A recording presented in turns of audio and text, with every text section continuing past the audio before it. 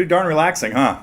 This is, of course, Sailing, Christopher Cross, 1980, from an album that had 4 or 5 just great tunes on it. And at the time I didn't really think of them as guitar songs, but now I'm looking back on it. Well, this was a special request from my partner Matt to get a lesson up on Sailing.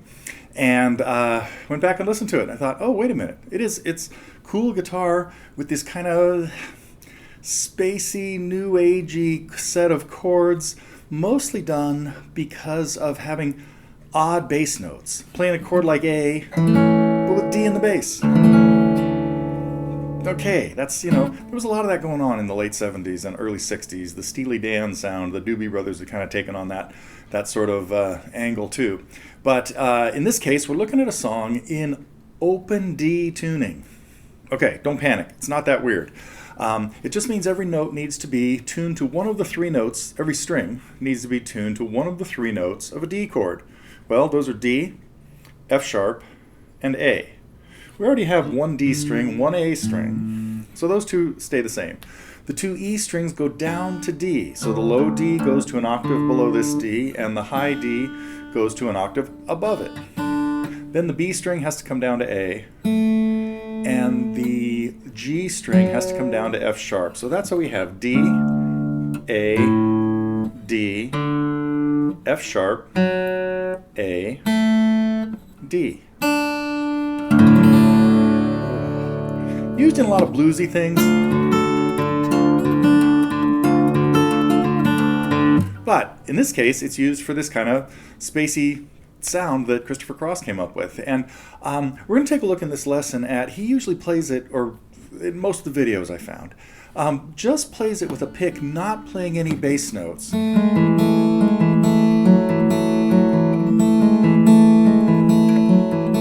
But it's not that difficult, with 1 or 2 little exceptions, not that difficult to be playing the bass note that the bass player is playing in that. So that's what we're going to be doing in this lesson, is taking a look at putting that all together. We've got a few spots with some unusual chords, and some really easy ones.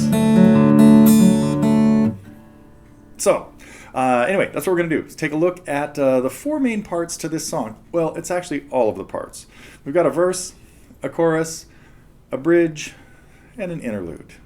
And they're all done with the same kind of technique, same arpeggio technique. Oh, except for that, like I just said, there's a little bit of strumming, a couple of chords that happen at one spot in there. Some really cool minor 7th chords that are played. And actually, those are played in a pretty simple way. The one here at the 2nd fret would be 2 notes at the 4th fret on the 6th and 5th strings, the 2nd fret on the 4th string, and then the 3rd fret of the G string. And that gives us this nice minor 7th sound that we can move around. And we have some other chords that get moved around too.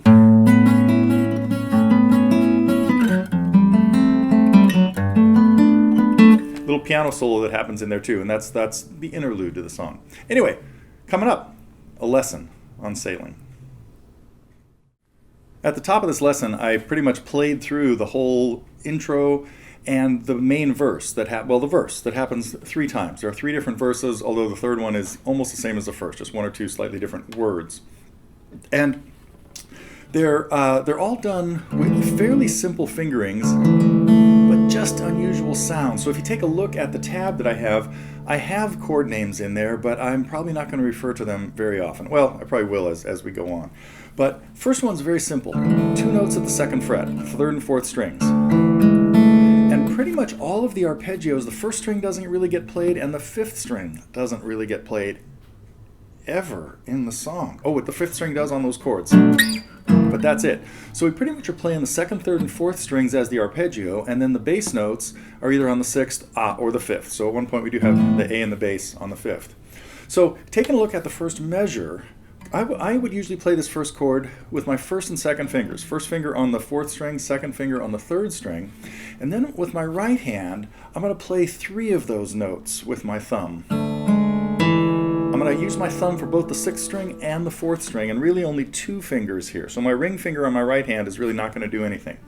And if we look at the timing of this, it'd be 1 and 2 and 3. There's always this syncopated feel where we have a note, an accented note played on the and of 2 that is then carried over onto beat 3 with nothing really happening on beat 3.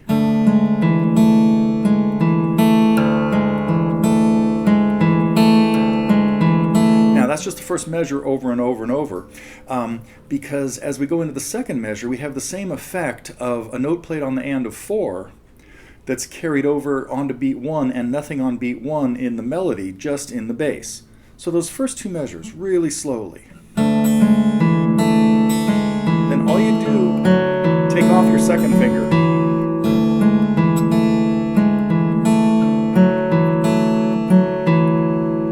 Now, since we're going to be doing this, especially I'm going to be doing it, with just solo guitar and nothing else, a lot of times I might not leave that and of 4 in the second measure empty. I might put one more note in there. You'd hear it like this. I don't have this in the tab, but it'd be totally fine to put in one more note, making it sound like this.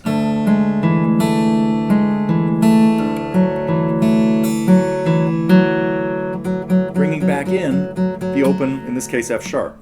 So hear that, I'll play those first two measures with that note a couple more times.